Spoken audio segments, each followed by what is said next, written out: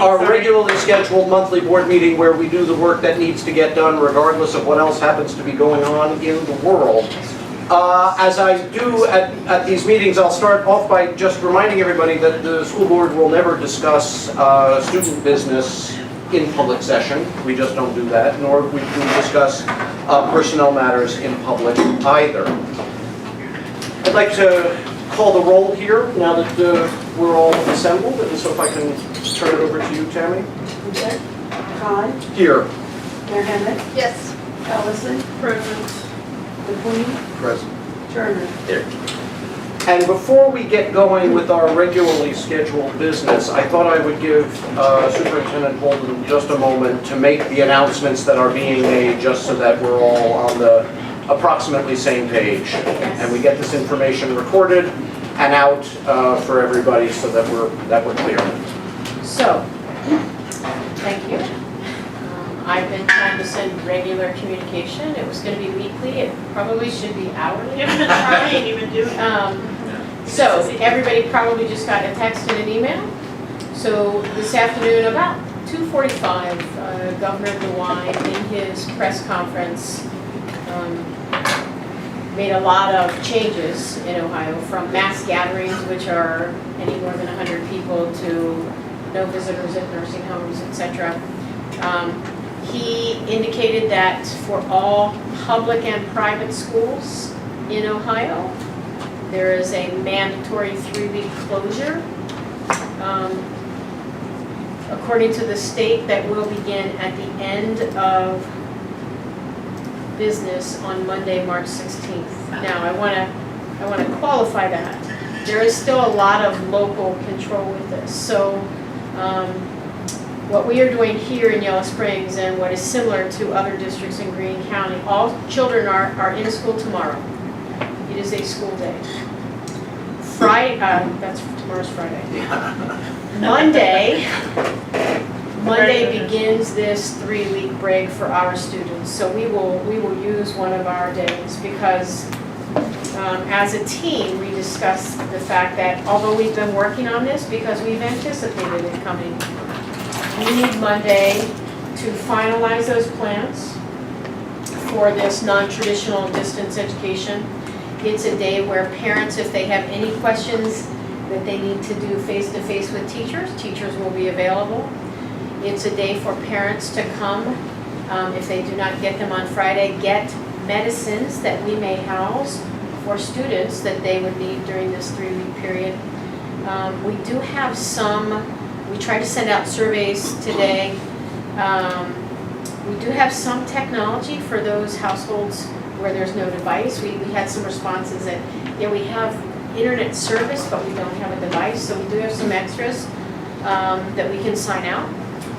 So it's really Monday's the day to kind of take care of any loose ends, and we're there to assist in any way. Teachers are finalizing preparations for this 3-week break.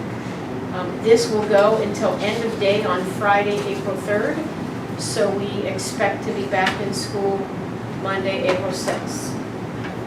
So in the communication I've sent, I tried to detail all of this, things about academics. In terms of the third quarter, report cards will now go out after we return. We'll adjust the days for fourth quarter. At this time, we have no intention of extending the school year. In terms of testing, the governor did address that, and I thank him for that. What he said was, the world will not end if we do not test this year. And he was going to work. Just have a moment. I think my term was hallelujah. Yeah, okay. But there's a lot of other things that have to happen for that to be a reality. But it was encouraging that he said that. His concern is really safety and control of coronavirus. The letter also states that for those families who utilize our free and reduced lunch services, we are going to provide food assistance. So the nutrition group, who is our food service provider, as well as the Yellow Springs Community Food Pantry, is assisting in that. We're still working out the details because this week has literally been nonstop. So I'll push those details out on Monday. And then lastly, I think, well, not lastly, any extracurricular, athletic, meeting, etc. will not be held during this time, because if the goal is to limit contact, to control it, that it's counterproductive and counterintuitive to then have meetings. I will be in the office, central office staff and the building principals. That's it. So should somebody need to come up, okay, we would like communication about that. But this is going to be a time for us to clean without worry, do we have to go back and re-clean? So we're going to do a deep clean, and then I completely lost it. Food, cleaning, return to school. Oh, the governor said this is all tentative. That's right. He said he could come back, and he's like, but right now everyone's closed for 3 weeks. And I feel like there was a really important piece that I oh, yes, here it is. The work. So we've asked teachers to provide about 2 weeks worth of what we call non-traditional instruction, distance learning, but I want everyone to understand that is not the same as one-to-one hours, right? Nothing replaces, in my mind, face-to-face instruction. And this is not new instruction, because we do not want to put parents in the place of having to teach something to their children with which they might be uncomfortable. It's practice, it's supplemental, it's perhaps intervention on skills that were already learned that need to be reinforced. So roughly that amount of time for 2 weeks. Our break is kind of falls naturally in these 3 weeks. So my main goal and the main goal of the teachers and administrators is that we keep children connected to academics. But I don't think anybody feels like it's going to be a complete replacement for the time. We want students to be engaged, connected to academics, and then I am going to instruct teachers when I meet with them Monday to rest. I think it's maybe a good time for us all to just step back and reassess and enjoy time that we have together. I know that when we come back, if it's April 6th or another time, we are going to be rolling fast and furious. So I just want to thank the teachers and the parents and families for understanding. This has been a pretty bizarre week. So that's where we stand right now, and as I get communication, I will push that out to families. Thank you for that, Terry, and I also just want to thank you as well for all of the regular communications that you've been sending out. Even if we don't have things to say, it's important that we keep communicating with everybody, because it really has changed hour by hour, and I think we've all experienced that in other places as well. So we will just roll with it, and we will make the best of it. And yes, the children I bumped into earlier this afternoon, it is not a 3-week vacation, which they seemed to think it was. They were all excited, and I said no, and then they got all sad. You just cursed dreams on the way home. I did actually live with children on a trampoline, actually. Okay, so let us now move on to our regular business, which begins with the approval of the minutes of our last board meeting. Do I have a motion? Second. Any edits, changes, corrections? Call the roll, please. Mayor Hammond, Yes. Ellison, Yes. McLean, Yes. Turner, Yes. Khan. Yes. I want to acknowledge everybody who's come out this evening, and thank you all especially for coming out on this particular evening for this particular board meeting, and to remind you that we do have a sign-in sheet on the back table there. We'd like to have a record of who has come to visit us for these board meetings. So we'll move on to our communications, presentations, and reports. We don't have any communications, I do not believe, that the board received this month. So we'll move on to item 2.2, community comments. This is a feature of all of our board meetings when we invite anybody who would like to address the board to come up to the microphone, identify yourself, identify your connection to our schools, and then to speak for 3 minutes. We've always had that limit as a way of making sure that nobody occupies too much time, and the keeper of the time is my colleague Steve to my right. So is there anybody who would like to come forward to address the board during the community comments section?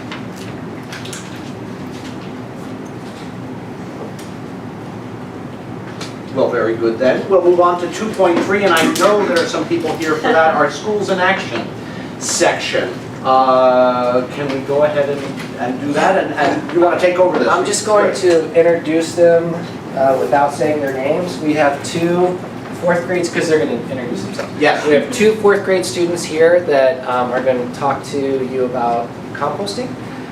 So they want to share their ideas, experience, and what we've done so far with composting. So you guys can step up to the microphone. Let me adjust this microphone for you guys. Yes, thank you.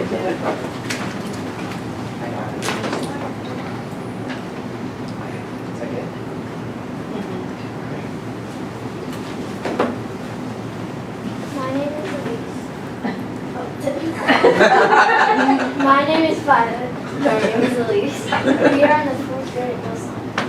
We decided to try to compost because we thought that the food that was being thrown out could be composted and used in the gardens in the back of the school.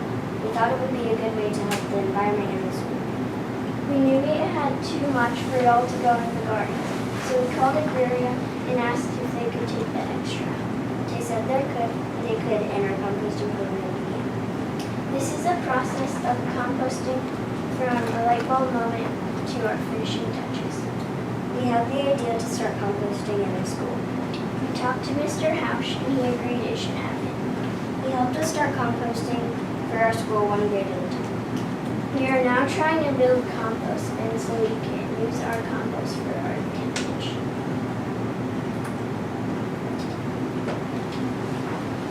Here's a picture of the compost bin. Oh, should I go back? Go back one. Okay. Great. We are doing great so far with our composting program. We are doing composting in 3rd, 4th, and 5th grades currently. We are trying to get composting for 2nd and 1st grades and kindergarten. Once we are done, the whole school will be composting. Here are some pictures of students at lunch composting their food. What can they put in there? What kind of things can we compost? We can compost basically everything except for plastic and bones Yep. and plastic.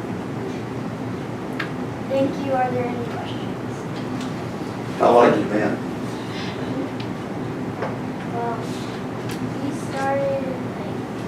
Well, we came up with the idea about a year ago, and we just got it started sometime in the past few months, I think.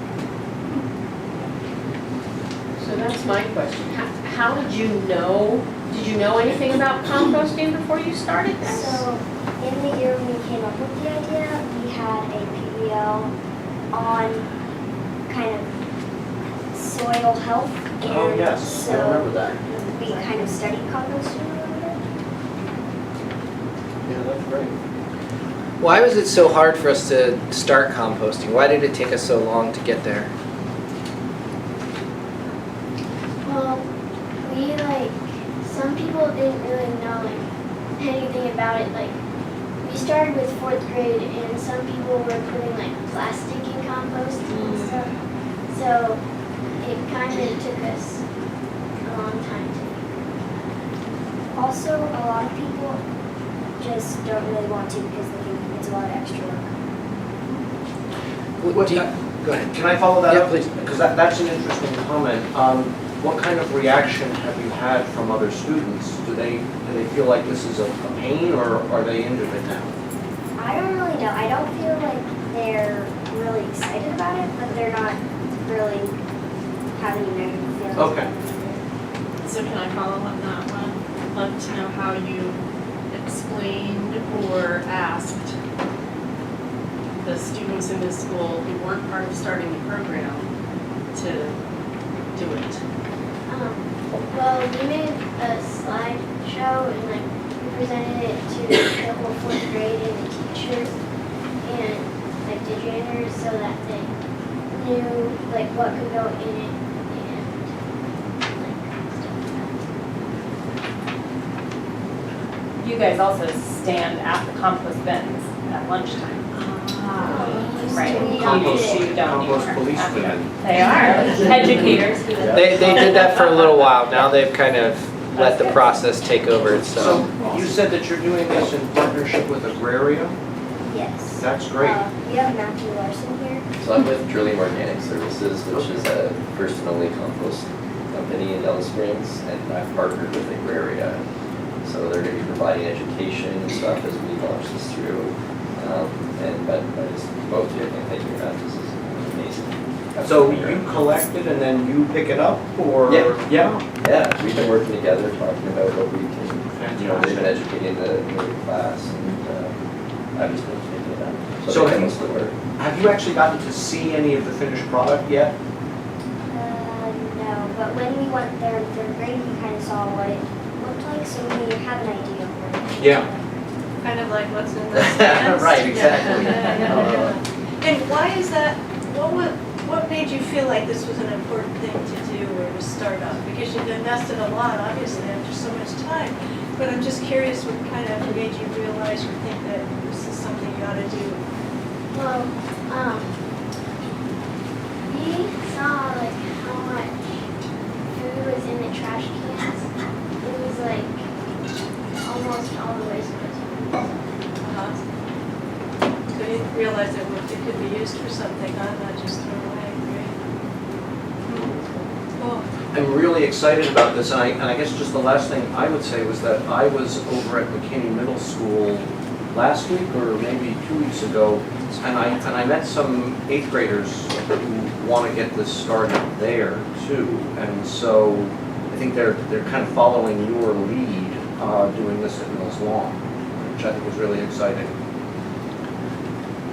Can I just say something about them? So the reason that this happened is both Violet and Elise were really persistent Yes. and kept finding me in the hallway and saying, when are we going to do composting? When are we going to do composting? I'm like, I want to do it. I don't know how to do it. And really what unlocked it for us was our partnership with Matthew Larson, because we found out that we could compost a lot more than we thought we could. I was like, how are we going to just separate out the fresh fruits and vegetables? We've got milk, we've got bread, we've got cheese, all these different things. And then we found out that we could actually compost everything on the school tray. So that really helped us out a lot, but mostly it was the persistence of these young ladies that really made it happen. So. That's fantastic. Well, thank you both very, very much for this.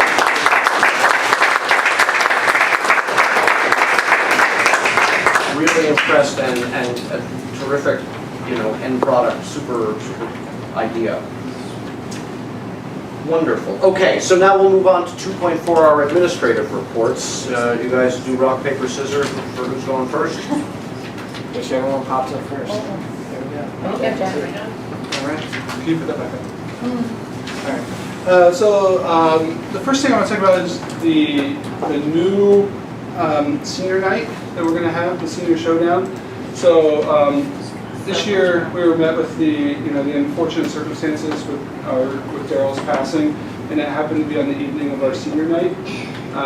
So we still wanted to recognize our seniors, and we put together Jeff Irick, our new Director of Athletics and Student Services, immediately had this idea of let's put this together and bring the two pieces together and have one really fun evening.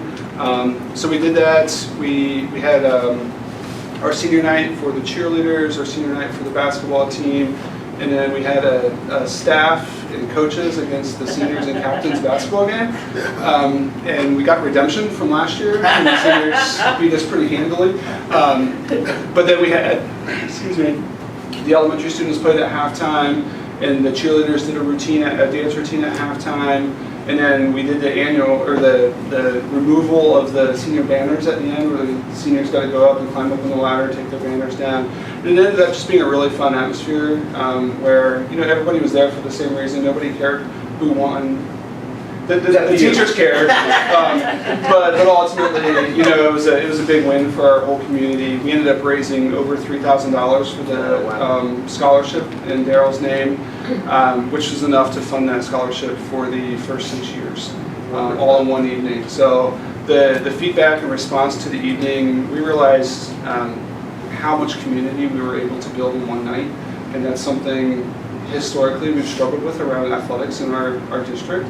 But we had more teachers there, more students there. Students who have never seen an extracurricular were there.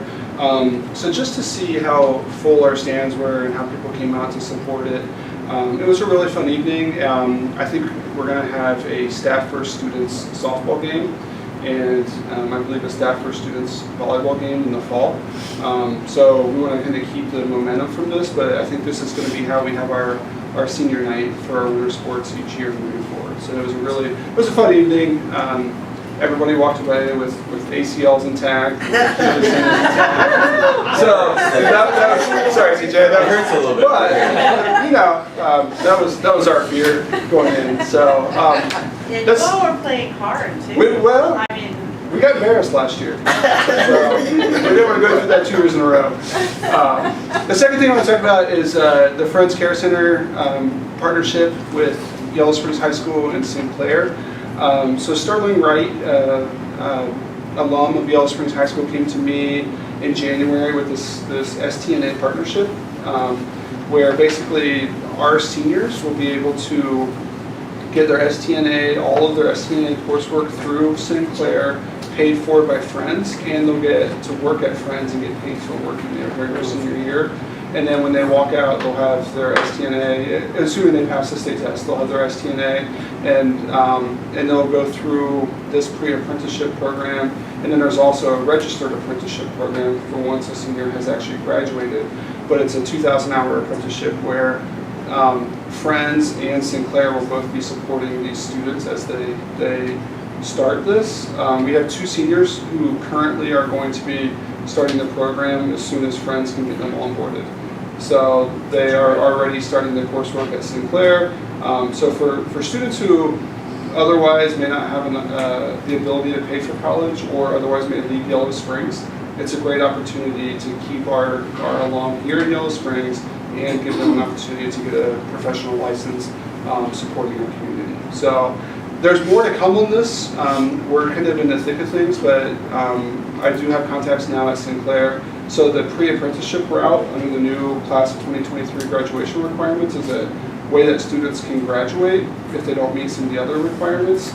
And the way it works, you have to have business partners to be able to do it that are approved by the state of Ohio. We just don't have that, as a small school, and the Career Center has it, but even the Career Center is limited to only a couple fields. Well, Sinclair has those partnerships with everybody.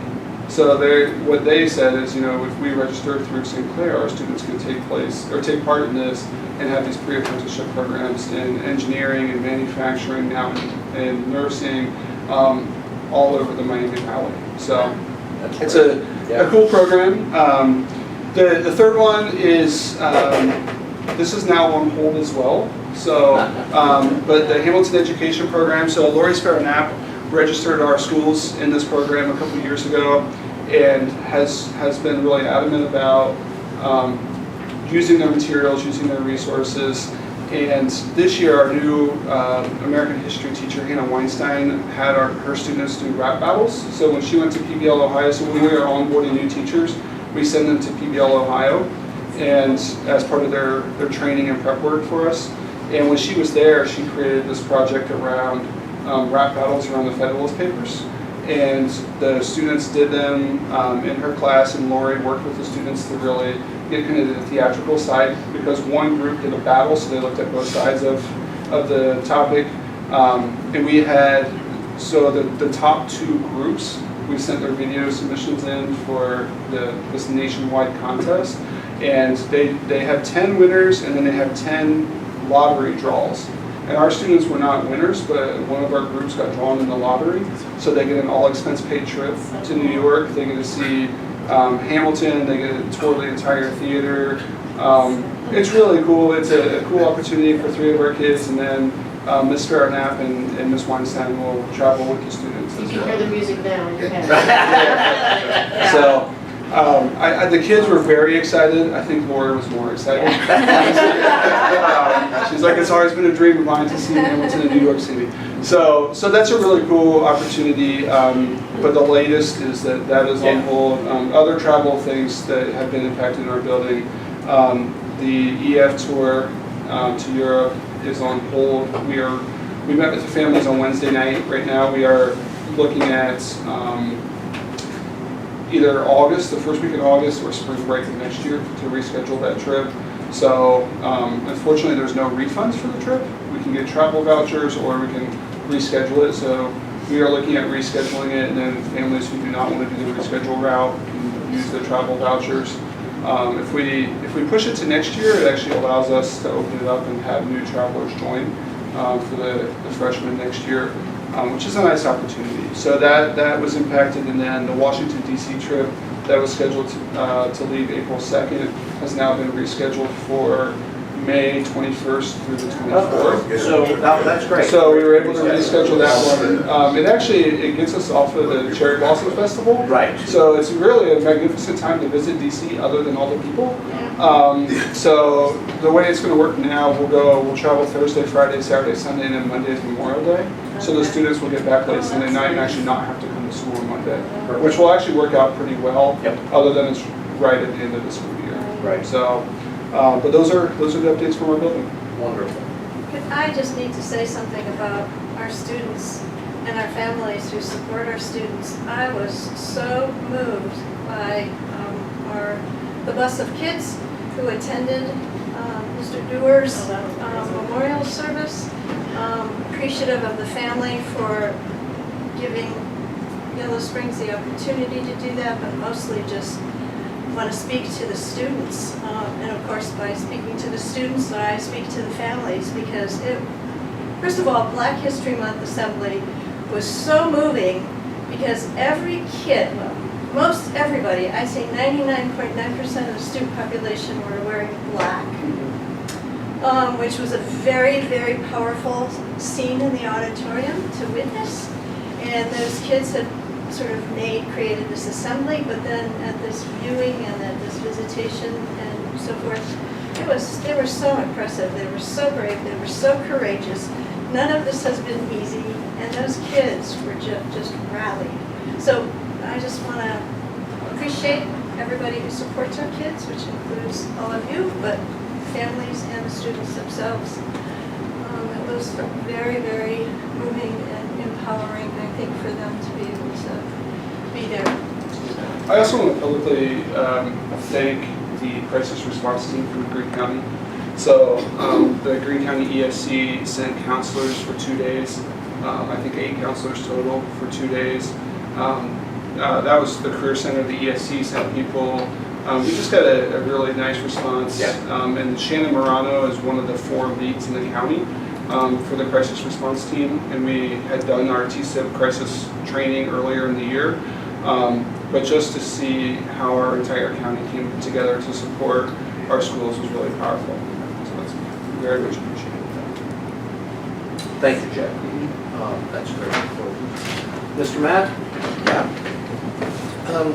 I kind of wanted, I've got my agenda on my report, but I want to just expound upon what Jack said about the appreciation of how the community came together. Not only folks that came from the outside, Greene County support folks, but our students, our families, our teachers in particular. Thanks, guys. We had the thing with Mr. Barrel, which was very difficult. We've got the current issue with the closure of schools, and I've just seen teachers and students and families really rally around each other and help support each other and lean on each other in a way that's really special and pretty characteristic of this district, this community. We do some things very, very well around here, and one of those things is supporting each other and showing up for the important things. So, to that end, I'll go into the report. Our Black History Month Assembly and outcomes were excellent. This is one of those grassroots, committee-driven efforts.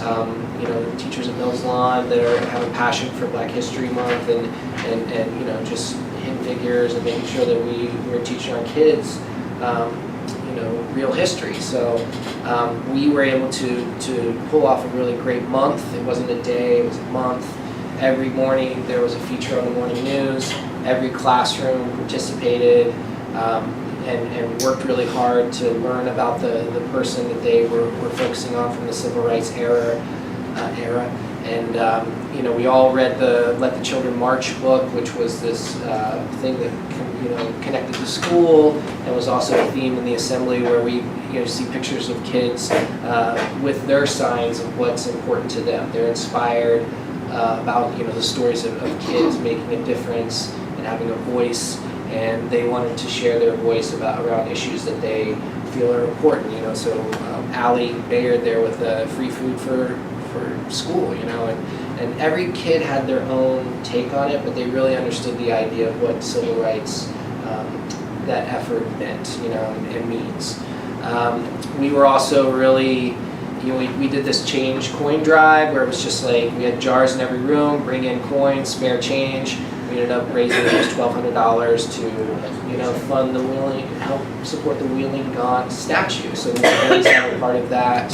And kids really understood that too, that story of how children in New York and around the world helped to build the pedestal or the stand for the Statue of Liberty, and it was the children that led the way. So I was just really impressed with that effort, and I thought it was great, a great month for February. So very proud of that. The composting initiative, you heard about that already, but I do want to say that we are probably one of the only schools in Ohio, maybe even the country, that has metal flatware, recycles the right way, and is doing composting now. We are very much a green school, and I'm really excited about the partnership with Matthew. We're going to talk about some grant opportunities that he's really excited about that are going to bring some more educational opportunities and support these efforts even more. So that's a point of pride, I think, for us as a district and in the state of Ohio. I think we're pretty unique. And then the last thing, the second grade Living Museum. This was also a part of the Black History Month, but second grade really rallies around this and does a project. And it is so awesome to see these second graders dressed up, speaking in character, and so knowledgeable about someone that they chose. So, Marcus Garvey, Malcolm X, all kinds of folks were represented there. Stephanie was a part of that. She got to come take pictures. I loved it. And it's just one of those things that it's an ongoing project. It's a project that it's occurred 2 or 3 years in a row. So the second grade teachers have gotten really good at planning it and making it really impactful and standards-based, and so those were just some of the highlights from the past month. But I feel like some really special things have been happening. Wonderful. So what about that all-school play? When is it happening?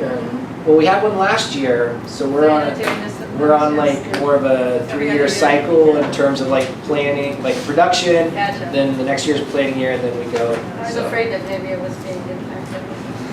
No, it's not. Unfortunately, we can't do it every year. Yeah, that makes sense. The Fairmade of the West is moving back.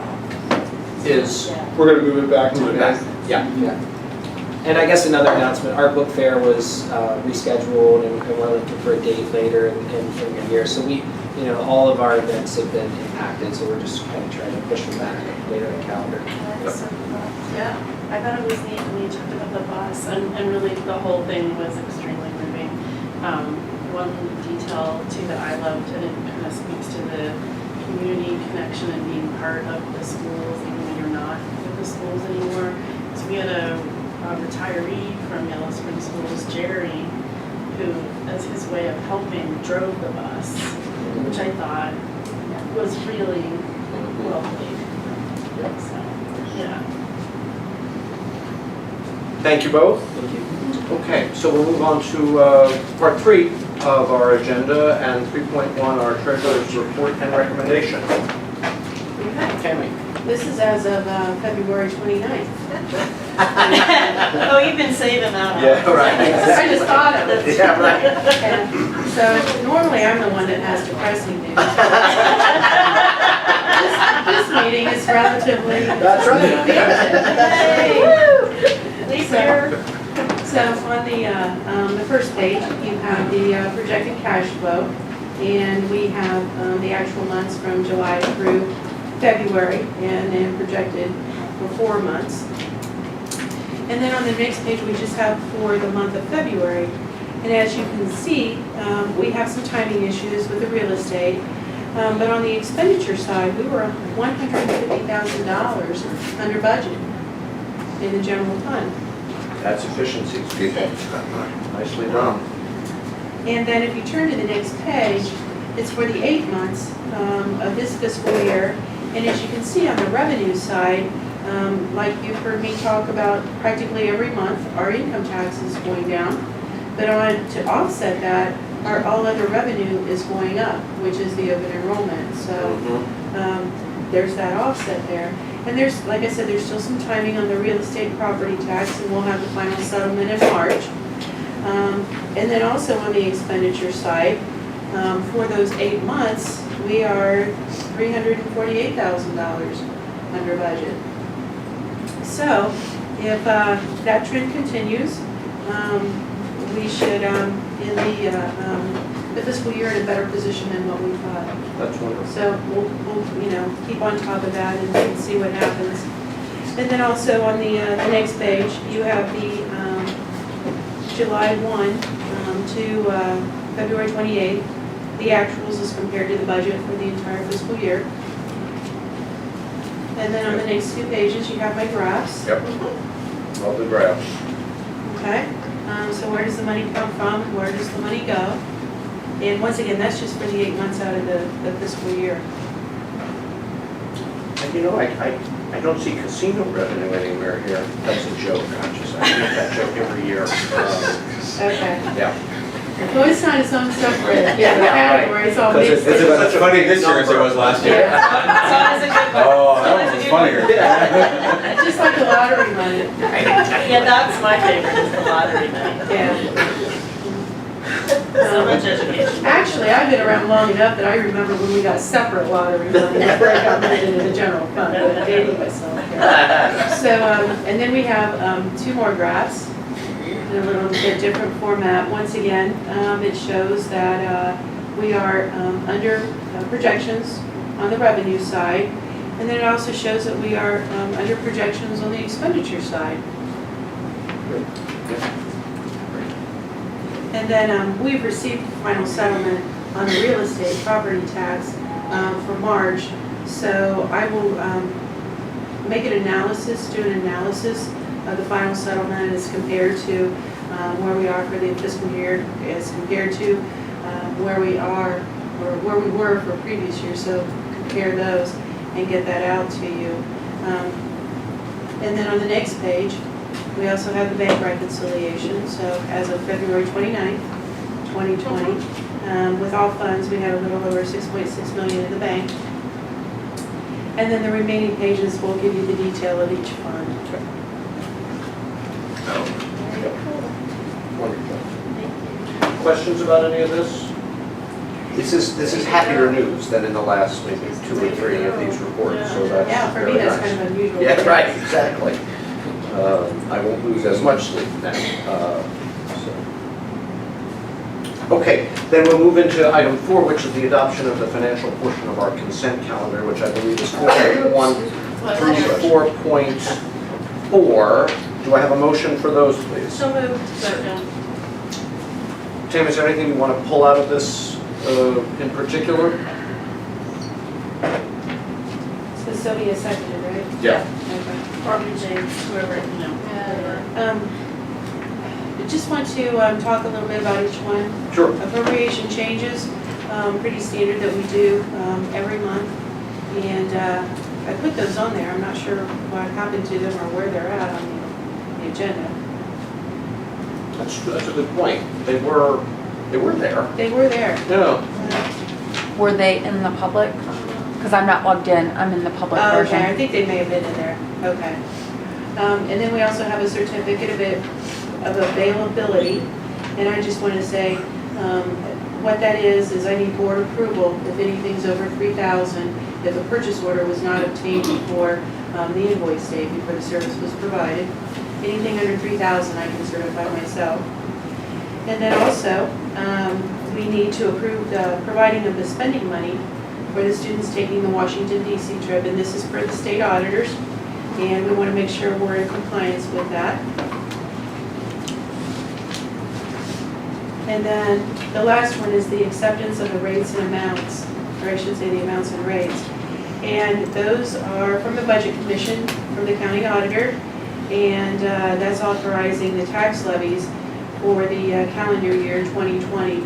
And then I will turn that resolution into the county auditor once the board approves that. Questions? Further comments about any of this? Yep, wonderful, thank you. Call the roll, please. Ellison, Yes. McQueen, Yes. Turner, Yes. Khan, Yes. Mayor Hemmett. Yes. Great. Item 5, our superintendent's reports and recommendations. Okay, so board. Not like you haven't had much to report on, so.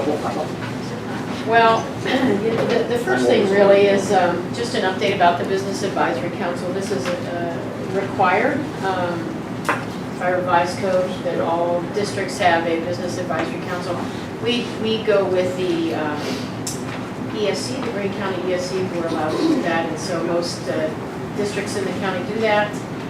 Every year, we have to put up a joint statement about the BAC. That is housed on the ESC's website. That's pretty much it, just informational on that point. Literacy Academy review, I went with Matt and Jack and 4 teachers to Columbus for 2 days, mid-February, for the Literacy Academy, which is free, and we were able to get in. It is not an outward-facing event, so really you have to be a district in a certain designation to get in, but I politely got us in. And it was lovely. So we did that is support for writing our local literacy plan and applying for our model literacy site grant, which is due March 25th. So we'll be able to do that. But I think everybody found it pretty informative, and it was, we had dinner together, and it was a nice way to really talk academically about things that we feel we need and our vision for addressing literacy in the district. So that was good. I think we can skip my little coronavirus update because I've already, Do that again? I've already updated. Yeah. Updated. Okay. So that's it for updates. Anything else for the superintendent? All right, then we'll move on to the part 6 of our agenda, the administrative portion of the consent calendar, and this is item 6.1 through, I believe, 6.12. Do I have a motion for that, please? Second.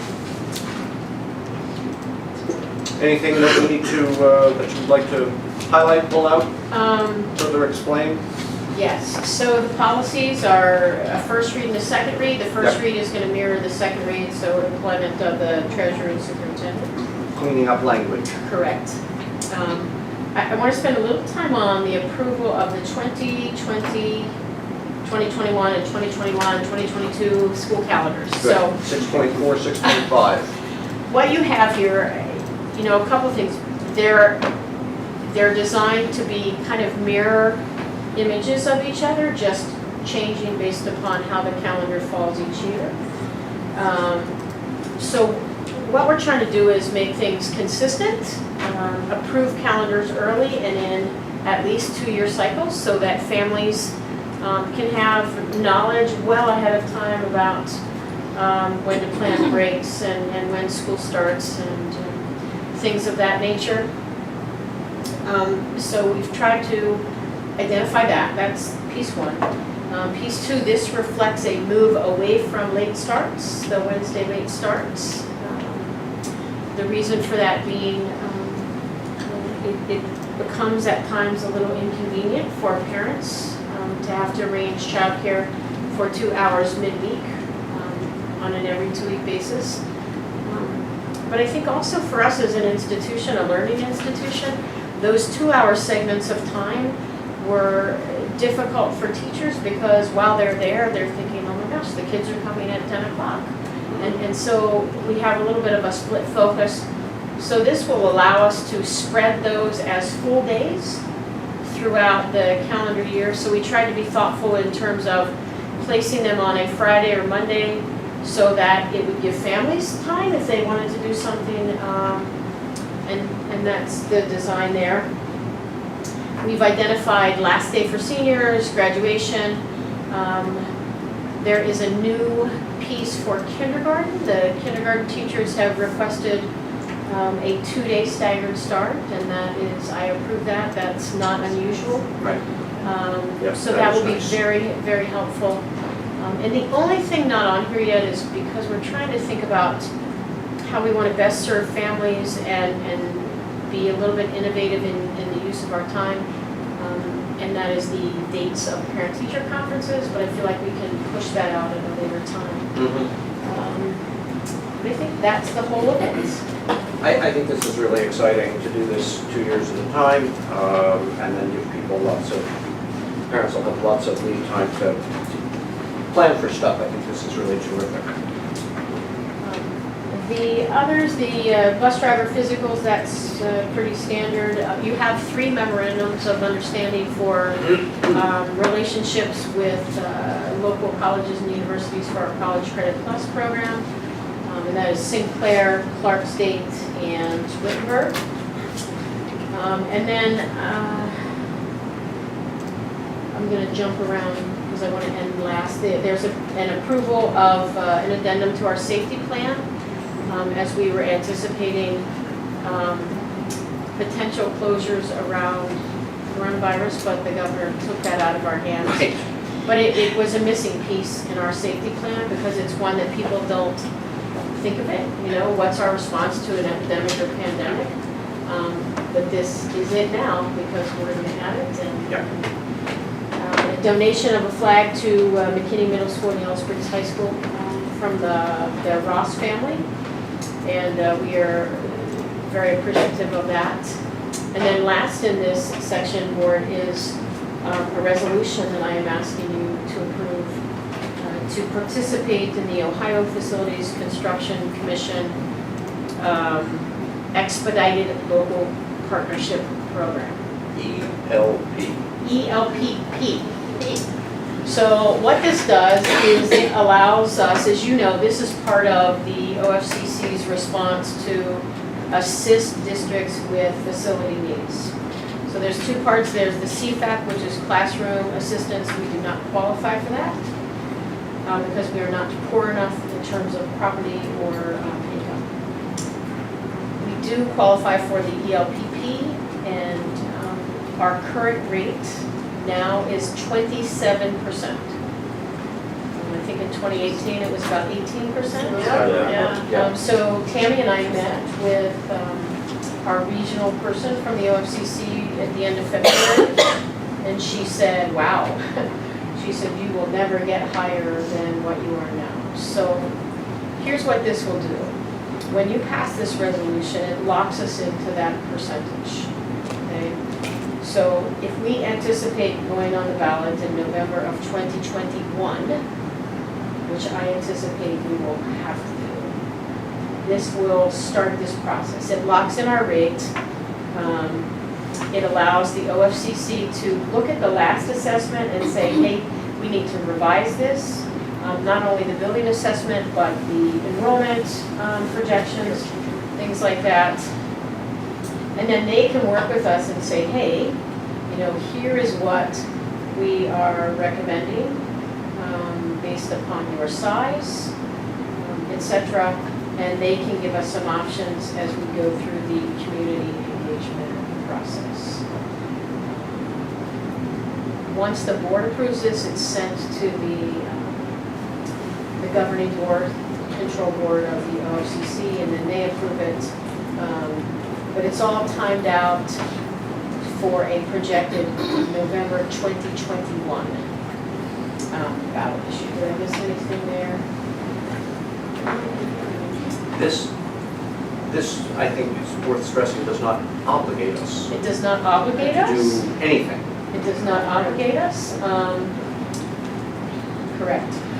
Either to be on the ballot in 2021, to work with the OFCC, if we do not choose to go in that direction. This simply enables us to lock in this particular percentage of reimbursement, That- should we move in that That direction. is correct.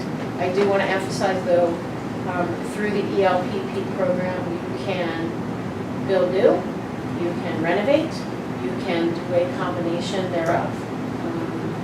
So it's a little different. It's a little different than the traditional OFCC program Right. that folks think of. Yes, So I ask for your approval. good. Any questions about any of that business? 6.1, through 6.12. Call the roll, please. McQueen, Yes. Turner, Yes. Khan, Yes. Mayor Hemmick, Yes. Ellison. Yes. Okay. So we'll move on to the personnel part of our consent calendar, section 7. And we have one item here, that's 7.1. Do I have a motion? So moved. Yeah, I know. That's good, we're on our toes here.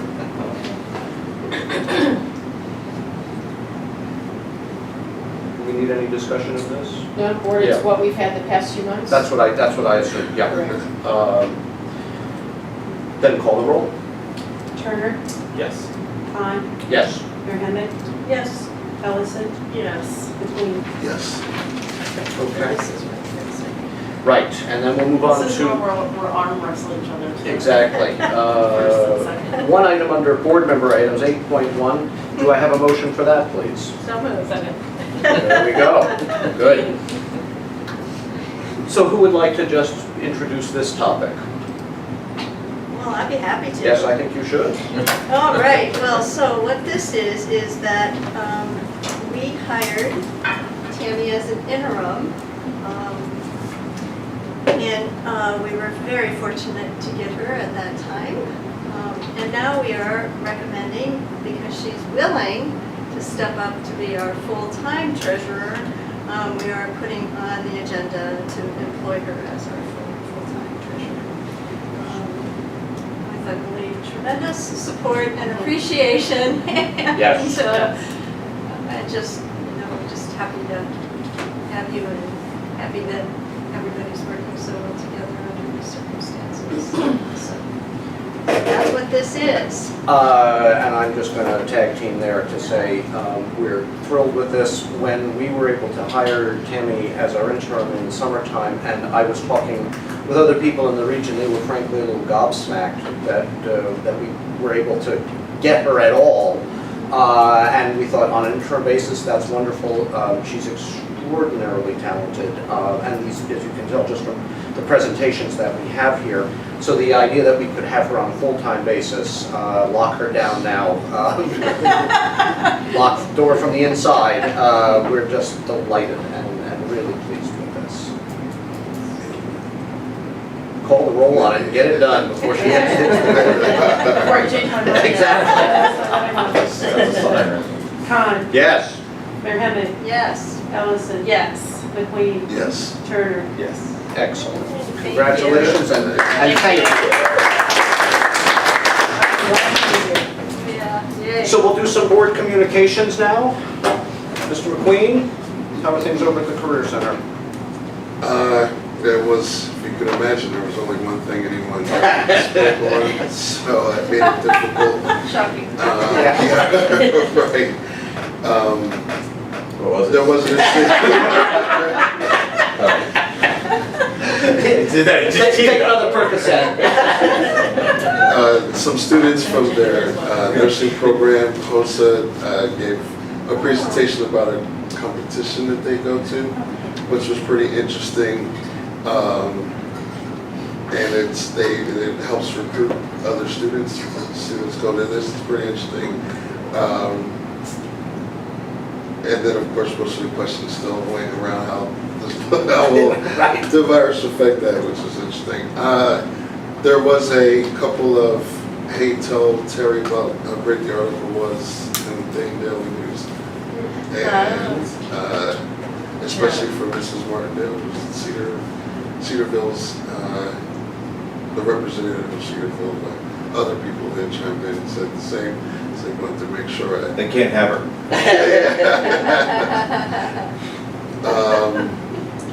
Greene County does have a group of 7 students who actually will be attending their 8th graders will be, or yeah, right, they're still in middle school, but they plan on coming to the Commissioner, but the Commissioner is helping them because they were able to, because they ranked 33rd in the world.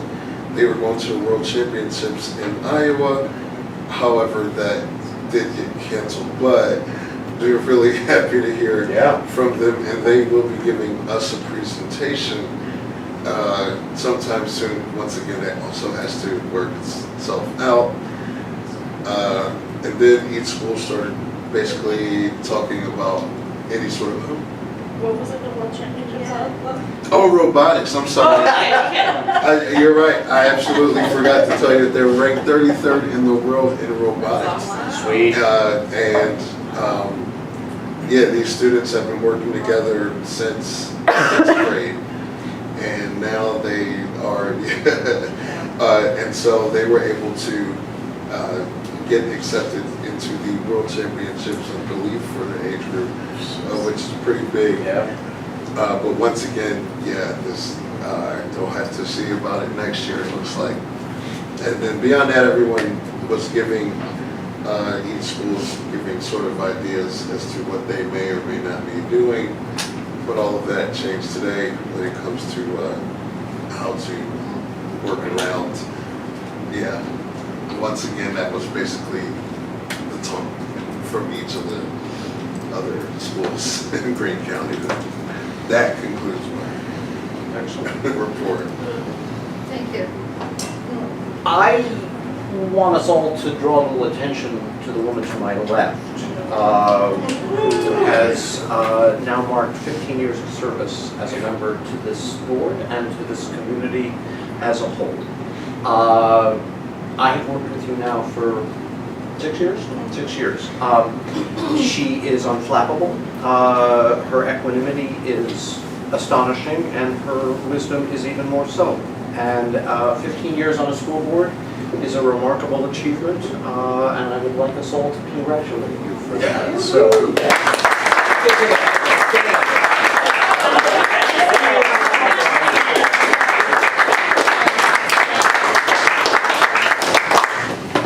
you got TJ up on his knees there.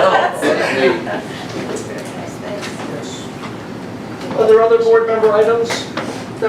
Wanted to make a suggestion or just ask if it was possible about Darrell being able to get some sort of mural or the actual barn where the buses go, maybe named after. There's just a lot of people who knew him even from other schools who I bet if they saw that would be like. So there is a plan for a mural on the backside of the school. So when Darrell would pull his bus in, he was always the first bus. And he would pull in and park right behind like Miss Materney and Miss Cormier's rooms, those art rooms. And there, I believe we're going to put a mural on the backside there where he always parked that way. Sweet. All our people coming in for athletics and whatnot will all get to enjoy it. Awesome. Yep. Thank you. Yep. We used to see them make a sign. Yeah. Yeah. Wish I had do that. Yep. That's great. So, and then we actually, one of our seniors are going to do a memorial garden. Also, that's on the back side of the music room. There, kind of under where the pillar things come out. And then between two of those, we're going to have a memorial garden there for them as well. There's been a bunch of people in town sort of asking, hey, what's the school going to do to sort of show? So I'm glad to Yep. get a couple of answers. And don't forget that they could donate to the. That's right, go to the children's scholarship. Yeah, that would Exactly. be a really nice boost. Ask not what the schools are going to do, ask what you're going to do. Yeah. I want to just very quickly echo what Terry said at the outset, which is to say thank you to parents, to faculty, to staff for the patience, the flexibility, the good humor. This is a moment when we all need, among anything else, to be kind to one another because things are changing so rapidly and we're being yo-yoed around by circumstances well beyond our control. So thank you to everyone who is making this work in really tricky and complicated circumstances. So I'd just like to reiterate that. Madam. Just feeling, well, a couple things. So, tagging on the uncertainty and trying to help people, just maybe if you know people in your sort of sphere of contact and influence who might need some sort of help because of the different type of scheduling that's being rolled out, that we're all trying to figure out, to keep that in mind. I don't know exactly what that would mean. Everyone could maybe think in their own world what that might mean, how they could help a family or kids or whatever with new scheduling, etc. And then in terms of the Green County Career Center, I just happened to, I was there this morning for a different reason and was reminded that you can eat a really nice meal over there. In the green room. There weren't a lot of people there from 10:30 to 12, usually Wednesday, Thursday, and Friday. It's largely run by students in the culinary program with guidance from their teachers and super affordable and Delicious to eat it before. so, Yeah. Meetings. That's right. reminder. So maybe take a kid out to eat lunch there. Yeah. If you know them and they're off school. Highly recommend. Taking a break from their online studies or whatever's gonna be. Yeah. Except they will not be open. Yeah, that's true too. Yeah. Okay, when do we come back? I'll come back. Sorry, see, I don't even have it straight in my head yet. It's super confusing. Okay, well, the final thing we need to do as a board this evening is to go into executive session. And so can I have a motion, please, for us to do that? So moved. Second. Call the roll on that, please. Mary Henley, Yes. Ellison, Yes. McQueen, Yes. Turner, Yes. Khan. Yes. Thank you all for coming.